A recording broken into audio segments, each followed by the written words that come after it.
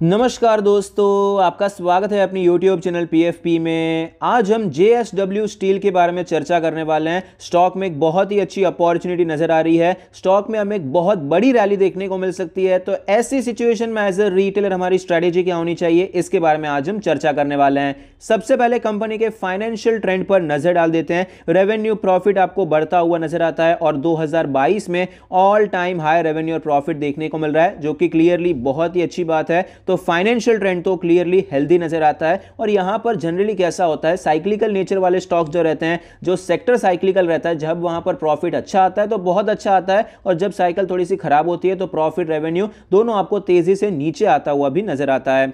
Return ratios के बारे में बात करें तो ROE 31%, ROC 25%, ROA 10%, क्लियरली बहुत ही अच्छे रेशियोज हैं। लेकिन जैसा कि मैंने आपको बताया, साइक्लिकल नेचर वाले जो सेक्टर रहते हैं, जो सेक्टर के स्टॉक्स रहते हैं, वहां पर ऐसा ही होता है। अच्छा समय में बहुत अच्छा होता है, खराब समय में बहुत खराब भी होता है। लेवरेज रेशियो के बारे में बात करें, डेट टू इक्विटी 1.04 है। स्टील सेक्टर में या फिर कोई भी कैपिटल इंटेंसिव सेक्टर में आपको डेट टू इक्विटी ज्यादा ही देखने को मिलता है। तो अगर सेक्टर को आप समझेंगे, उसका नेचर समझेंगे, तो इस हिसाब से डेट टू इक्विटी आपको नॉर्मल नजर आएगा। लेकिन ओवरऑल देखने जाए तो ऑफकोर्स 1 के ऊपर है तो क्लियरली थोड़ा सा रिस्की तो हो जाता है। इंटरेस्ट कवरेज रेशियो 8.16 है, डिसेंट नजर आता है। शेयर होल्डिंग पैटर्न के बारे में बात करें, टोटल प्रमोटर होल्डिंग है 45.19%, जिसमें से 6.87% प्लेज है। Mutual fund 2%, other DIA 7.5%, FII 11%, retail and other category में 35% की हिस्सेदारी है। शेयर होल्डिंग पैटर्न डिसेंट नजर आता है। एक तो प्रमोटर की होल्डिंग 50% से कम है और उसमें भी प्लेज है।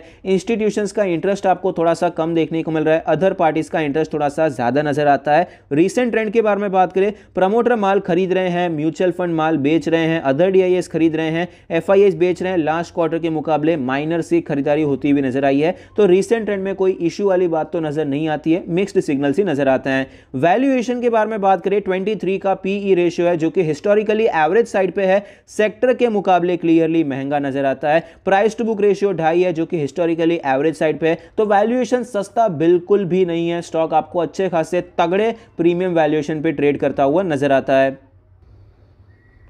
स्टॉक के चार्ट पर आप देख सकते हैं, पिछले 1 साल में आपको बहुत ज्यादा वॉलेटिलिटी देखने को मिली है, लेकिन ओवरऑल स्टॉक आपको कहीं पर भी जाता हुआ नजर नहीं आया। ऑलमोस्ट उसी लेवल पर ट्रेड करता हुआ नजर आता है। और फिलहाल ये स्टॉक अपने 20 डेज के मूविंग एवरेज के नीचे है, लेकिन बाकी सारे मूविंग एवरेज के ऊपर ट्रेड कर रहा है। डेली RSI 44 का लेवल है, मोमेंटम क्लियरली नीचे के साइड पे है। डेली चार्ट पे इंपॉर्टेंट लेवल्स के बारे में बात करें तो हमारा जो सपोर्ट नजर आता है 700 रुपए का लेवल है। हमारा जो रेजिस्टेंस नजर आता है 780 के करीब है। वीकली चार्ट पर चलते हैं तो वीकली चार्ट पर भी आपको सेम लेवल्स नजर आएंगे। रेजिस्टेंस तो ये ऑल टाइम हाई का है।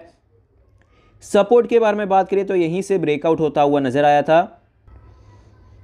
अब मंथली चार्ट पे चलते हैं। मंथली चार्ट पर आप देख पाएंगे रेजिस्टेंस यहां पर भी आपको सेम नजर आएगा, क्योंकि यहीं से आपको ये ब्रेकआउट होता हुआ ऑल टाइम हाई का ये रेजिस्टेंस है। तो यहीं से अगर जाता है तो ऑफकोर्स ये काफी ज्यादा इंपॉर्टेंट हो जाता है। सपोर्ट के बारे में बात करें तो यहां पर भी 700 रुपए का लेवल एक इंपॉर्टेंट सपोर्ट है, क्योंकि प्राइस एक्शन बनाकर ऊपर गया तो ये एक इंपॉर्टेंट लेवल हो जाता है। लेकिन इसके बाद यहां पर आपको 600 रुपए का लेवल एज अ सपोर्ट देखने को मिलेगा, लेकिन मेन लेवल तो ऑफकोर्स 700 रुपए का लेवल हो जाता है। तो फिलहाल यहां पर अगर आप देखने जाएंगे तो लॉन्ग टर्म में स्टॉक ने अच्छा परफॉर्म किया है। भले ये स्टॉक एक साइक्लिकल नेचर वाला स्टॉक है, साइकिल्स यहां पर कई बार देखने को मिली, लेकिन फिर भी स्टॉक ने ओवरऑल काफी अच्छा परफॉर्मेंस यहां पर दिखाया है। और स्टॉक में रिसेंटली आप देख पाएंगे क्रैश के बाद जब ये रिकवर हुआ, बहुत अच्छी रैली है, स्लोली स्टॉक नीचे आया, यहां पर एक बहुत ही खराब बियरिश कैंडल देखने को मिली, उसके बाद आपको ये रिकवरी होती हुई नजर आई और हायर लेवल पे फिलहाल ये स्टॉक हमें सस्टेन करता हुआ नजर आता है। तो अगर ये 700 रुपए के ऊपर सस्टेन कर जाता है तो यहां पर बाद में ब्रेकआउट के अच्छे खासे चांसेस हैं। 800 रुपए का लेवल तोड़ने पर स्टॉक में बहुत अच्छी और बड़ी रैली देखने को मिल सकती है।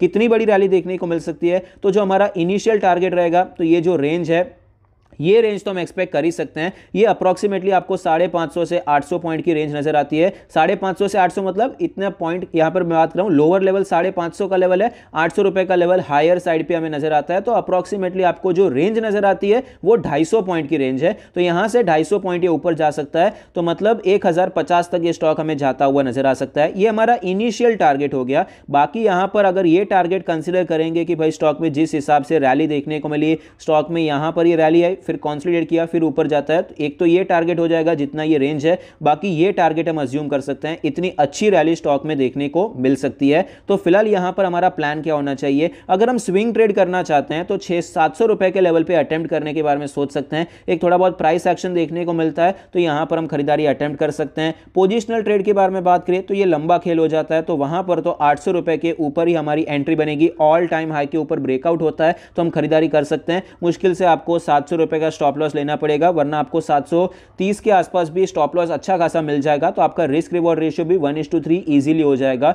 लॉन्ग टर्म के बारे में बात करें तो लॉन्ग टर्म के लिए स्टॉक में आप खरीदारी कर सकते हैं, लेकिन 800 रुपए के ऊपर ही मैं प्रेफर करूंगा। साइक्लिकल सेक्टर में मैं टेक्निकली ही प्रेफर करता हूं। फंडामेंटली स्टडी कर लिया, फिर साइक्लिकल सेक्टर में टेक्निकल वॉच देखने का कि भाई टेक्निकली कैसा नजर आता है, वॉच रखने का, वहां पर मौका मिलता है एंट्री करने का और स्टॉप लॉस लेकर वहां पर बैठ जाने का। इस हिसाब से आप लॉन्ग टर्म के लिए काम कर सकते हैं। जब तक स्टॉक ऊपर जा रहा है, जब तक अच्छा मोमेंटम है, होल्ड करेंगे। मोमेंटम खल्लास तो यहां पर हम यहां पर एग्जिट करने की कोशिश करेंगे। तो फिलहाल यहां पर अगर ये ब्रेकआउट हो जाता है तो 800 के ऊपर आप पोजिशनल ट्रेड के लिए एंटर कर सकते हैं with 720-730 stop loss. Risk reward ratio भी अच्छा रहेगा और 100% क्वांटिटी खरीद सकते हैं, क्योंकि ये ऑल टाइम हाई का ब्रेकआउट है और कंसोलिडेशन के बाद अगर ये ब्रेकआउट होता है तो फुल क्वांटिटी खरीदने में कोई इशू नहीं है। 100% की जो आप रिस्क कैपेसिटी आपकी रहती है, मतलब आप हर ट्रेड में अगर 10,000 का रिस्क लेते हैं तो उतना ही रिस्क यहां पर आप डायरेक्टली ले सकते हैं। टुकड़ा टुकड़ा करने की आपको जरूरत नहीं है। लॉन्ग टर्म के लिए आप क्या करेंगे, आप यहां पर क्वांटिटी खरीद सकते हैं, स्टॉप लॉस रखेंगे। टारगेट आपका फिक्स नहीं रहेगा, जब तक स्टॉक ऊपर जा रहा है आप होल्ड करेंगे। अगर स्टॉक नीचे आ गया तो ट्रेलिंग स्टॉप लॉस हिट करवा कर आप निकल जाएंगे। आई होप आपको ये वीडियो पसंद आता है, कुछ सीखने को मिलता है। Thank you, stay happy, happy investing.